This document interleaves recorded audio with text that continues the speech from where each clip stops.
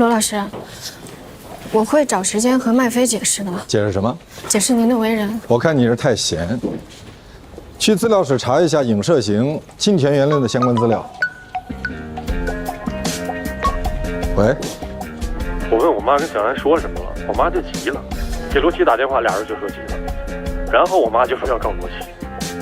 告诉你妈千万别冲动，我是律师，你要相信我。真要走诉讼程序，这是漫漫长路，你懂的。这官司多少是打到哪一天，你能明白吗？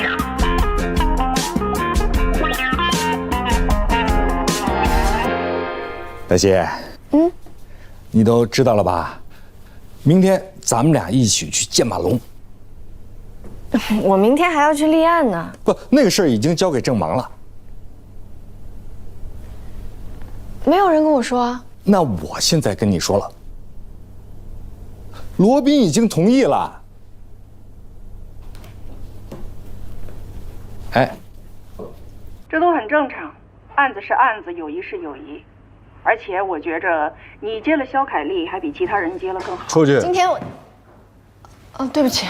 把门关上。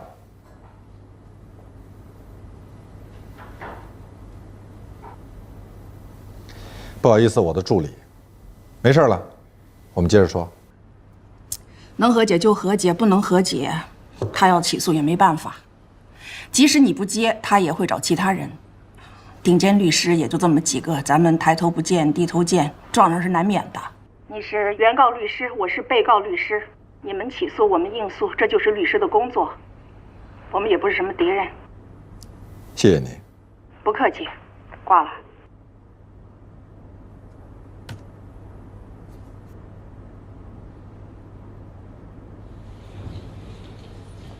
黛西呢？他在何在办公室？怎么要我叫他吗？对，同时告诉他，只要我的办公室门关着，任何人不准进来。你今天怎么了？感觉有点异常。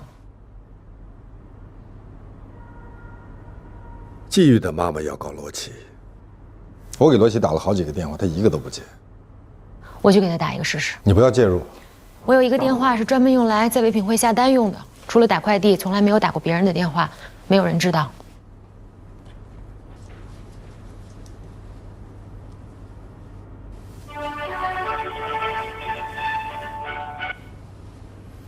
喂？喂？你好，请问是罗琦女士吗？对，什么事儿？幼儿英语了解一下。她没事儿，就是不想接你电话，可能是生你气了吧。好吧。那个黛西，我去跟她解释一下，刚才你肯定把她吓着了。有吗？你发起火来，连我都得躲着你。我发过火吗？对你。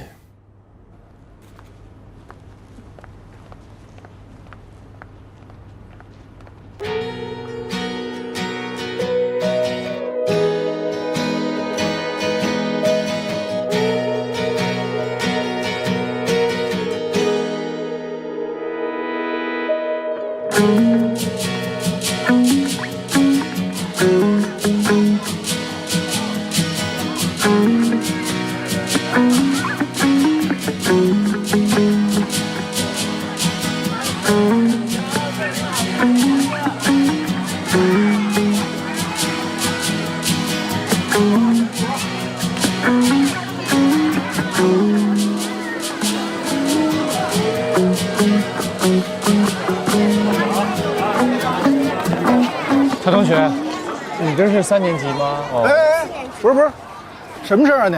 我接孩子。接孩子啊？你们家孩子叫什么呀？叫纪晓安。罗小安。到底叫什么小安啊？我姓纪，孩子他妈姓罗，所以这都差不多吧？什么叫差不多？你连自己孩子姓什么都不知道，你跟他什么关系啊？我是孩子父亲，我接孩子，我孩子父亲接孩子啊，跟你们一样的。不像好人，我跟你说。你看，哎，说不出来了吧？你不能搞家长都注意啊！来，看好自己的孩子。同志，闹宝台必须说清楚，你不能走啊！保安来，保安来，保安，怎么了？我接孩子。抓他！你怎么了？你干什么呢？你这？你干嘛？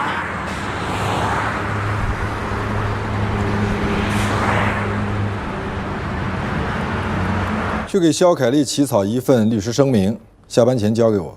都说些什么？侵犯名誉权，转发要负法律责任，必须立即删除，否则后果自负。人家全文通篇都没有提到过肖凯丽这个名字，人家只是说绿茶 X 这个姓既可以是姓肖，也可以是姓夏呀。你到底是什么原因在这儿推三阻四呢？恕我直言，我真的觉得您有点太不爱惜羽毛了。鸟如果太爱惜羽毛，就只能关在笼子里。我不明白，您为什么非要替肖凯丽这种人发律师声明呢？你不明白的事情太多了。如果文章中提到的所有的事情他都做了，那他有什么好声明的？哦，你干都干了，你还不让别人说啊？你为什么学法律？维护正义，公平公正。那我们就来谈一谈什么叫公正，什么叫正义。在此之前，你认识肖凯丽吗？了解她吗？别说了解，根本都谈不上认识。就因为网上有人在疯传她是小三上位，你就认为她寡廉鲜耻，这对肖凯丽公平吗？网上那些攻击她的人，又有多少跟你一样？你们认为这叫正义？我承认我不了解她，那您了解她吗？据我所知，您也不了解吧？您为什么非要替一个自己根本就不了解的人去发律师声明呢？如果您刚发完声明，人家就挖出真相，啪啪打脸，您不觉得很丢人吗？这才考验你律师声明的水平。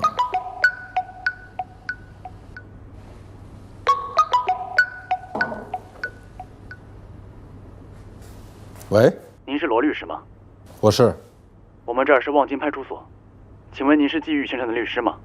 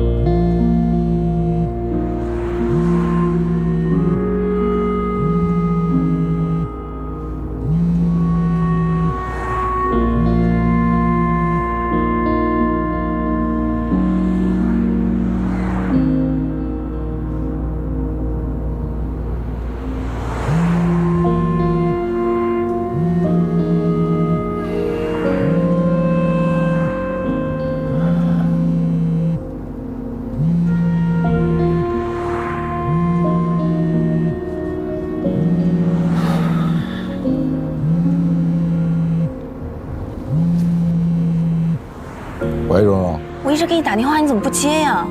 我实在没办法，就找了何塞。我是罗宾。哦，到底出什么事儿了？没事了，小误会，真的没什么事儿，放心吧。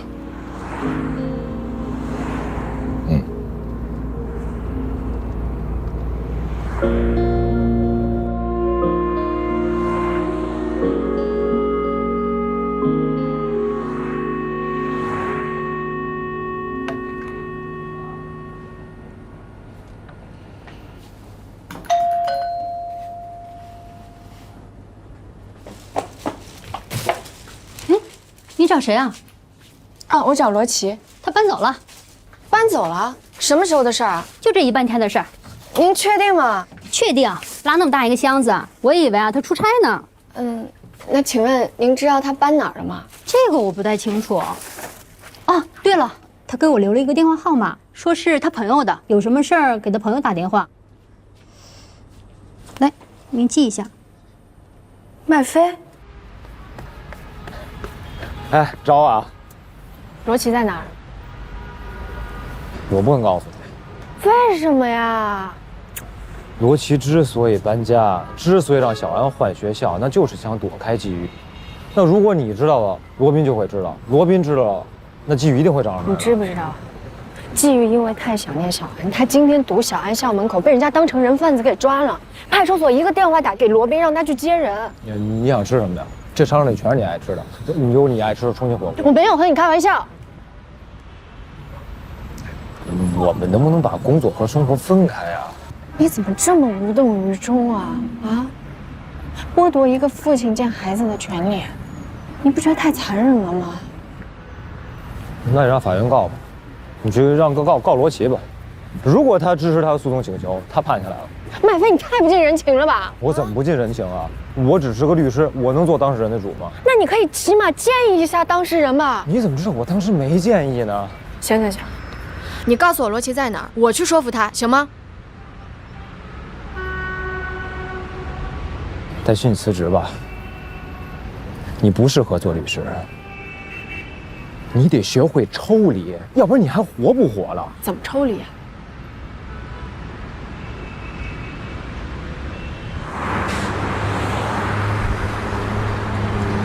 好多人都转咱们的律师声明了，都已经上热搜了。这就是当初为什么麦飞和廖佳敏劝你不要去理会。我才不管事儿大，我就是要告他。那就先挑几个罪大恶极的告一下，敲山震虎。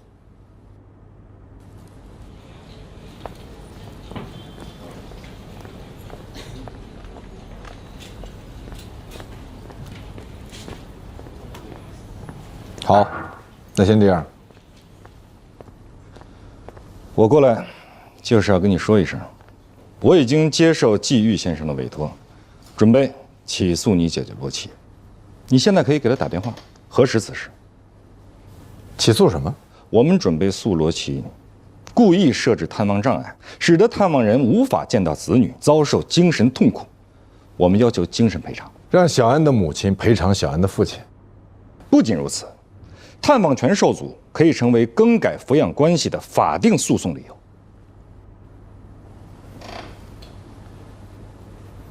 你是要把小安从他母亲身边夺走？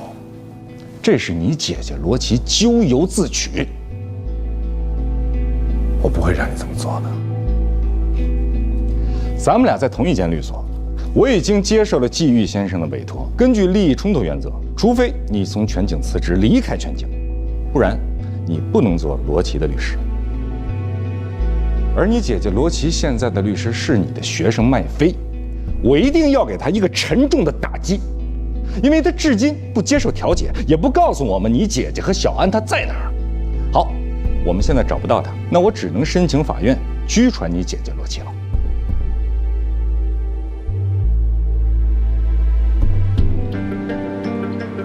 还有件事儿，我本来不打算告诉你，但是我现在就想告诉你。季玉的母亲想要投诉你被我拦住了，你不必谢我。投诉我？投诉我什么？老太太怀疑你是在故意拖延时间，因为据我们所知，你姐姐罗琦打算要把小安送到国外去，所以我们必须马上起诉，刻不容缓，把你所耽误掉的时间都夺回来。而你呢？你作为一名律师，你假装去帮助季玉，骗取他的信任，而你实际是在帮着你姐姐转移和藏匿孩子。季玉找我的时候，他就知道罗琦是我的姐姐，我为什么要去骗取？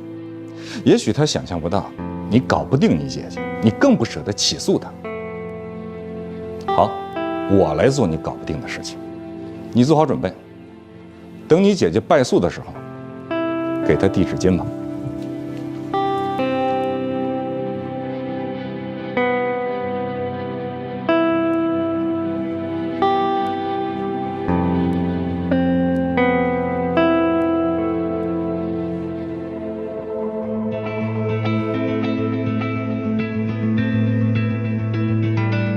罗宾老师，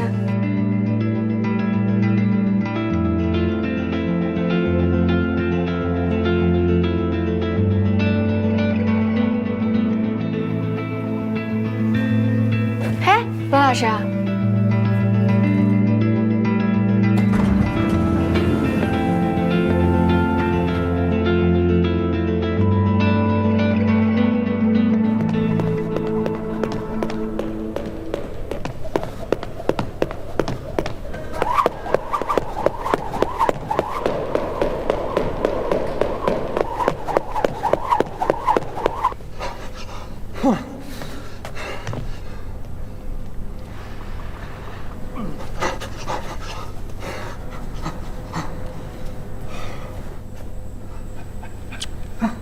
季玉，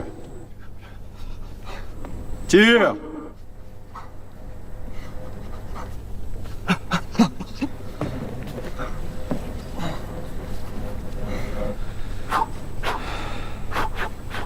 我想跟你好好谈谈。我不想跟你谈，你靠嘴吃饭，能把黑的说成白的。把黑的说成白的都是没饭吃的，牢饭除外。你闭嘴！我不想听你说话，听你说话真的很烦。我不想和你交流。你干嘛来这儿啊？你看看这是什么地方？拳击馆，靠拳头说话，耍什么嘴皮子？靠拳头说话是吗？要不然呢？好，那咱们就靠拳头说话。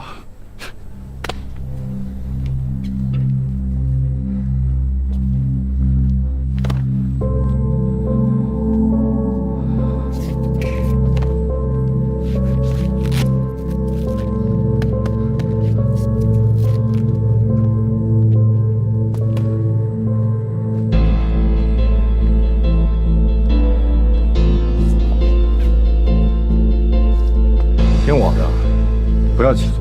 我就是太相信你，就是要起诉。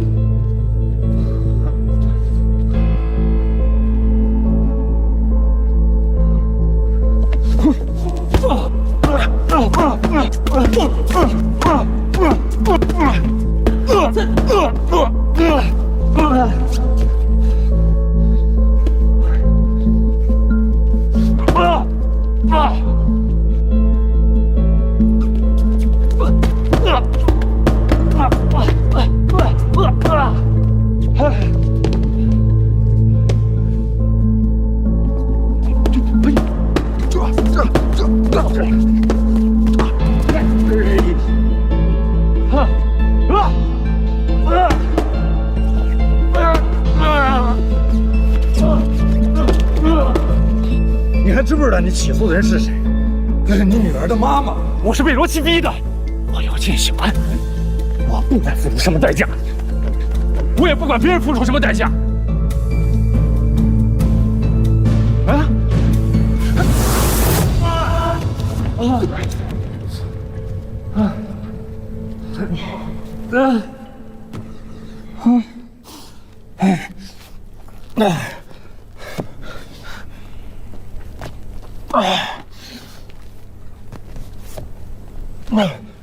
季玉，我提醒你，如果罗琦因此被拘传，小安会恨你一辈子的。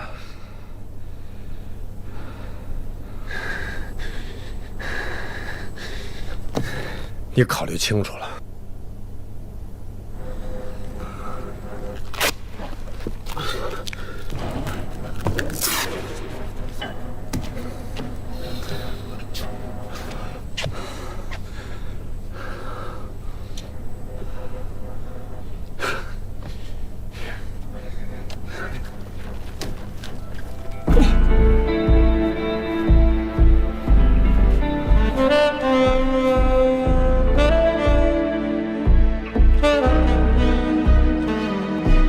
把忧伤丢在等你的伤口，微笑着牵起你的手，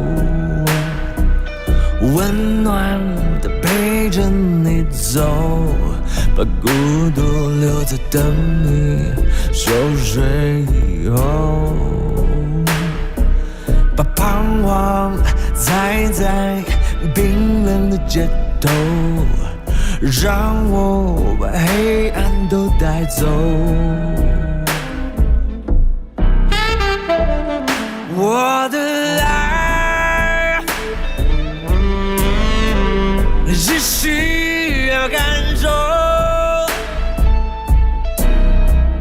人间繁华，旋转木马，我都陪在你左右。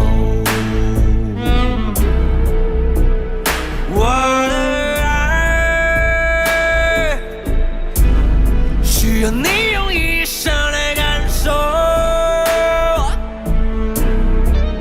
什么都不说，只需要你安心的守候。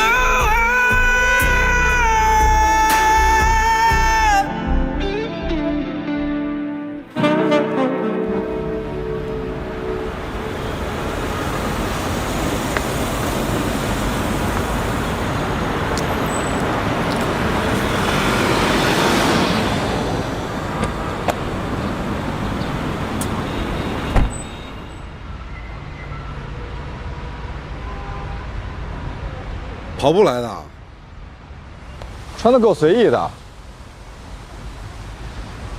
看来你的拳击水平还是有待提高啊。拳头能解决问题，谁找你们律师啊？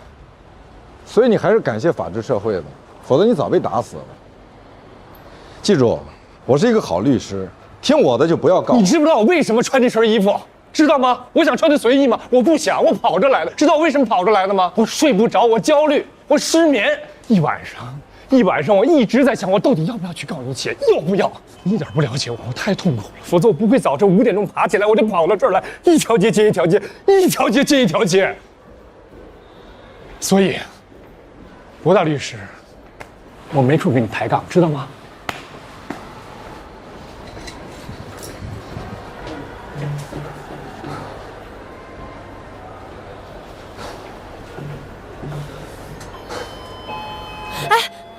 等一下，哎，早上好，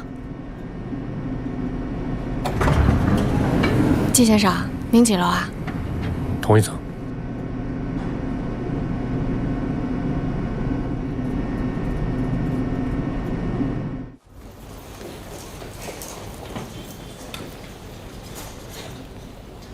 自从你跟我说了我不懂感情之后，我认真的反省了一下自己。反省的结果呢？我懂感情，我能够体会到季玉作为一个父亲的痛苦。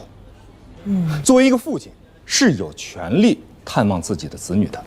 探望权，又称见面交往权，是指离婚之后不直接抚养子女的父亲或母亲的一方，享有与未成年子女的探望、联系、见面、交往和短期共同生活的权利。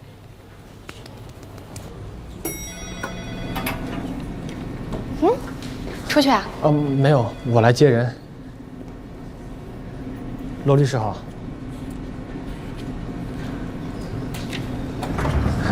季先生是吧？这边请。肖凯丽的案子你要跟紧一些，问问大致的开庭时间。麦飞在跟咱们商量，问是否可以和解。那你怎么回答？我认为可以。你为什么觉得可以？人家都已经删了微博，而且也服了软了。那如果我当众羞辱你，然后在私底下找你跟你说算了吧，你开个价，你会答应吗？这不是一个性质的问题。王慧珠为什么要骂肖凯丽啊？难道肖凯丽没有做对不起人家的事吗？我建议你不要当我的助理。就因为我的想法跟您不一样。这罗宾请的是助理呀，还是奶奶呀，还是少奶奶呀？哎，这要是我的助理，我早给他开了。你是法官思维，不是律师思维。你一直在判断谁对谁错，而不是在维护你当事人的权益。我是在维护他的权益，但是帮理不帮亲啊。律师就是应该尽一切可能，帮助自己的当事人争取最大的权益。我认为最大的权益是公平。如果你已经预设立场，你已经做不到公平。我没有预设立场，我只是觉得肖凯丽她在这件事情上并没有那么占理。如果你不认同你的当事人，甚至讨厌你的当事人，认为他不值得同情和帮助，你就不应该接受他的委托。抚养权纠纷，没有一个大律师愿意接这样的案子。如果不是因为罗宾，你也不会接。我不是因为罗宾，我是因为蓉蓉。蓉蓉是我表妹，我是她表哥，我们从小一块儿长大的。她求我，我是懂感情的。是吗？你以为我是跟罗宾致谢？不是我以为，是所有人都这么以为。那就是所有人都错了。我希望呢，你也跟罗宾去解释一下，啊，如果他能说服罗琦，我乐享其成。我也不愿意对簿公堂。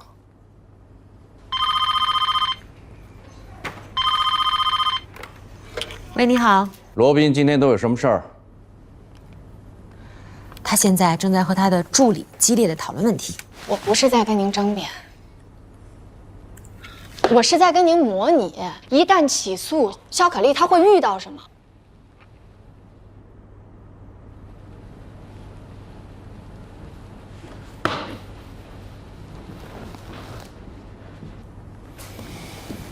罗律，我们在开会，你有什么事儿吗？你既然非要上法庭，那我们就先来模拟一下。怎么模拟？你还是原告律师，你是原告，我是被告律师。我来模拟被告。那谁模拟法官呢？丽娜。丽娜不行，一旦她行使了自由裁量权，那你不张嘴你就胜诉了。我来吧。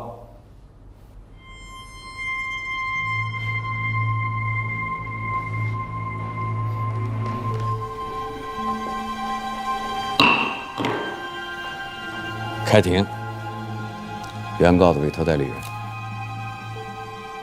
被告罗琦与我当事人原是夫妻关系，后因夫妻感情破裂，协议离婚。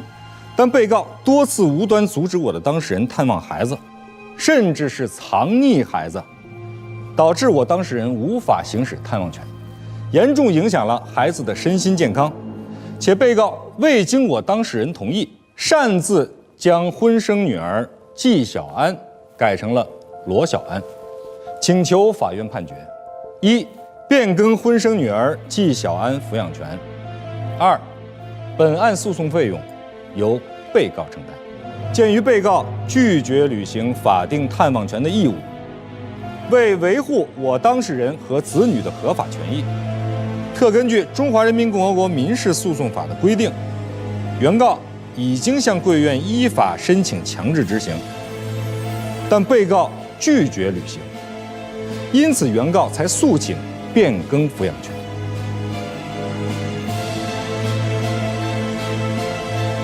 被告的代理人有什么意见吗？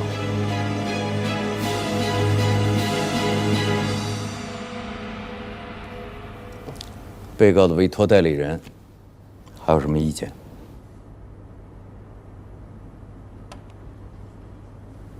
我的当事人依法提起反诉。我国婚姻法明文规定，探望权可以被终止。婚姻法第38条规定，如果行使探望权有不利于对子女身心健康的情形的，当事人可以申请人民法院终止其探望权。你等等啊！我去探望我自己的孩子，怎么就影响他的身心健康了呢？照你的意思是说，这两个人离婚了，不看孩子是对的，看孩子反而是错了？不是说你探望孩子不对，是说你探望孩子对子女的身心健康不利。不是，我还是没明白，怎么我去探望我的孩子，我就影响他的身心健康了呢？我十恶不赦吗？我做错什么事儿了吗？罗宾，你知道小安对我多重要，你知道的。请当事人保持冷静，控制情绪，保持冷静。法庭啊，坐。有一天，你把孩子接到你家，然后你突然中午有事儿，你就出去了，就把孩子丢给了奶奶。奶奶告诉小安说，你爸爸帮你找了一个新妈妈，以后你就有2个妈妈了。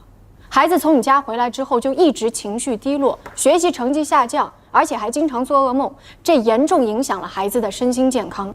你有什么证据证明奶奶说了这种话？别，何律师，你先停一下。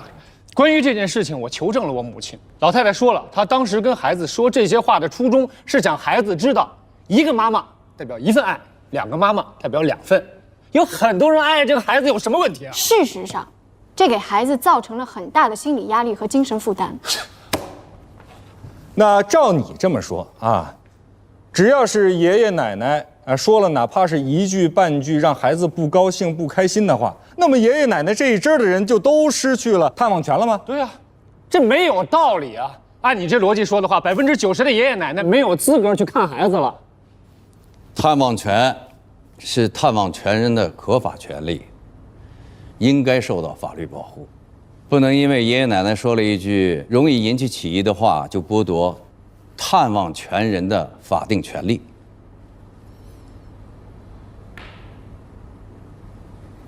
被告还有什么理由吗？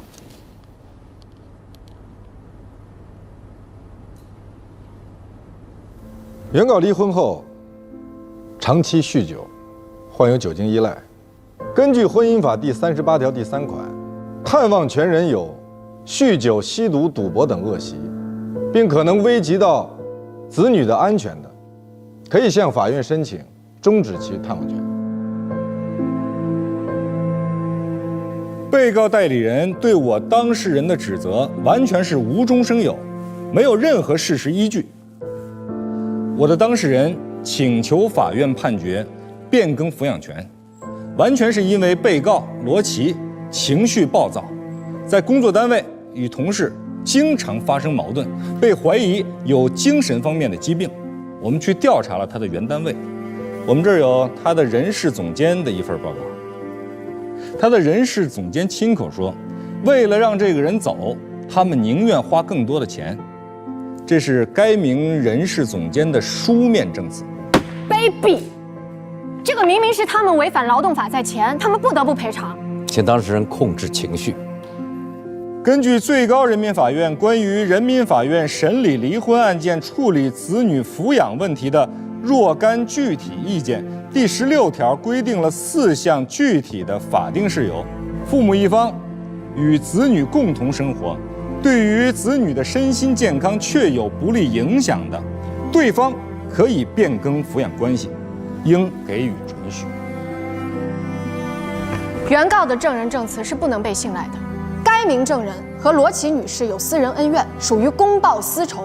罗琦去看过心理医生，看过心理医生，恰恰是说明他非常重视自己的心理健康。但是酗酒是严重不利于孩子的身心健康。偶尔喝多几次，那不能算是酗酒。不是偶尔喝多，是经常喝多。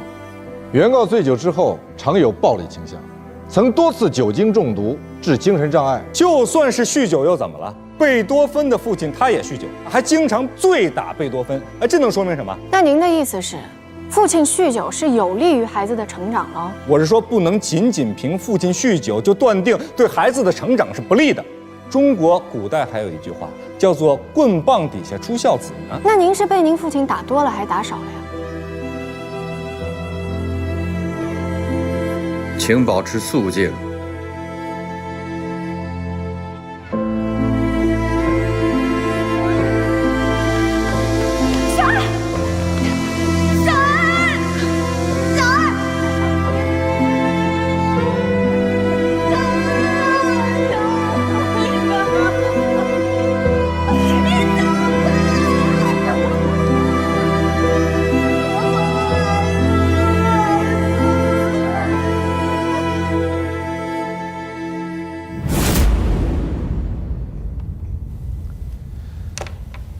就在前几天，原告还醉倒在我家，这是我家客厅用于防盗的监控，请大家看监控录像。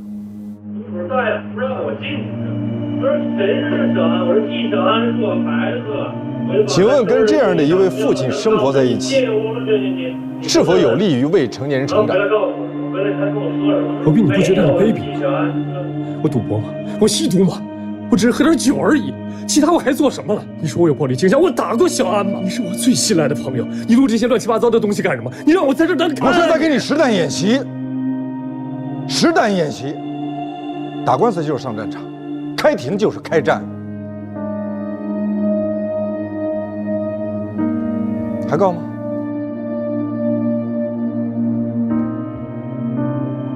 还告吗？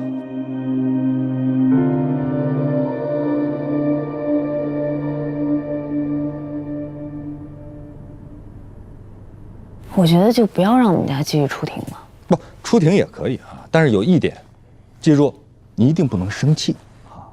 冲动是魔鬼，如果别人发现你是魔鬼了，那怎么会支持你的诉讼请求呢？有一个阶段我是天天喝酒，后来还是罗宾帮我找的医生看的。他那时候知道我为什么每天喝酒，我一夜之间失去了所有的东西。他不能拿这事儿来伤害我，他不能。哎，我求求你了啊，你别说这些事儿好不好？既然你请了我，我说话，你不要说话。可是这变更孩子抚养权对于罗琦来说，他太残忍了吧？是你妈想要小安，跟他有什么关系啊？那咱如果是真打着官司上了庭，是不是还是有可能会像今天这样？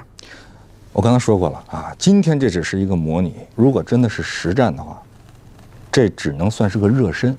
而且我还提醒你，你如果真的跟罗琦对簿公堂了，那你就不能再这样儿女情长了啊！你们俩就是敌人。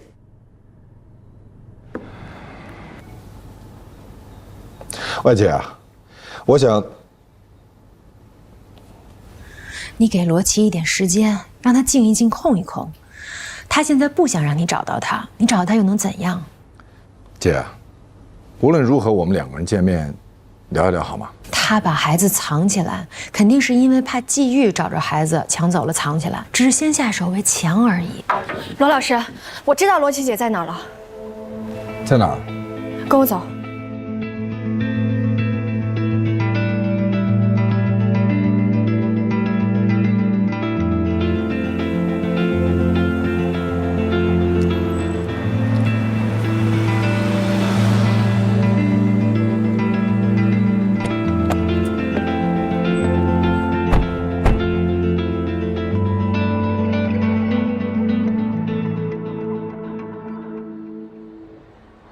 如果是这样的话，您看您能不能找出一些关于对方类似于赌博呀、酗酒啊，或者说是虐待子女这方面的证据呢？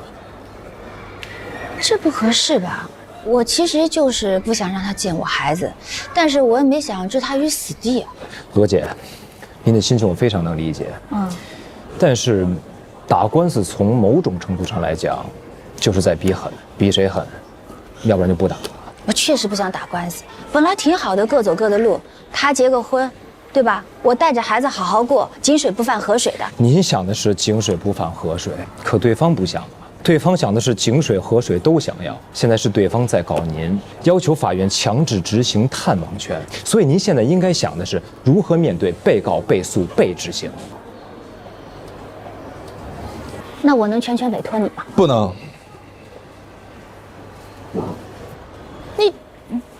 你怎么找来的？你在我身上装 GPS 了？能让我跟我姐姐聊聊吗？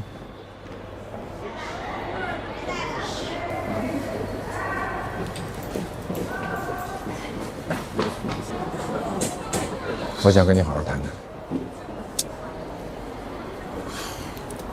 我都找律师了，你要谈跟他谈，你跟我老谈什么谈呢？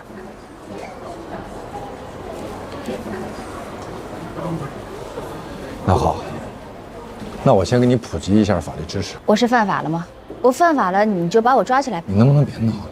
你这都是闹情绪。法律规定，我跟你说，法律规定这些事情太深奥了，我根本听不懂。好，那我跟你说大白话哈。小安出生之后，当时你生病了，住院，住了很长一段时间，所以小安那时候就跟着他奶奶在一块生活，包括中间也生活过一段时间，包括去年你出国去考察。小安也是一直跟着他奶奶，所以说，如果人家对方要求，法院是会去考虑的。小安是从我肚子里出来的孩子，他忙活了10分钟，我忙活了10个月，凭什么归他呀？自动取款机啊，谁插卡归谁呀？那你告诉我，你怎么跟小安解释以后他见不到他爸爸？你怎么跟他说？出国读书，出国呀，那就不用解释了。钱呢？我有啊。谁给的？季玉当初净身出户。把所有的东西都给了你，那是他自愿的。是，他是自愿。可是他之所以自愿，是因为他想让你跟小安，你们俩能过得好一些，能安生一些。他绝对不会想，你带着孩子远走高飞，从此以后见不到自己的女儿了吧？麦飞，哎呀，麦飞，你跟踪我？手机上有定位这个功能，我就使用一下这个功能而已。你如果不想让我找到你的话，你可以把这个软件关了呀。你要是关了的话，我就找不到你了。你真的生气啦？我也不知道。哎呀，什么叫你也不知道？就是字面的意思。那你到底是生气还是没生气啊？我说了。我现在真的不知道。我最近很累，我也很烦。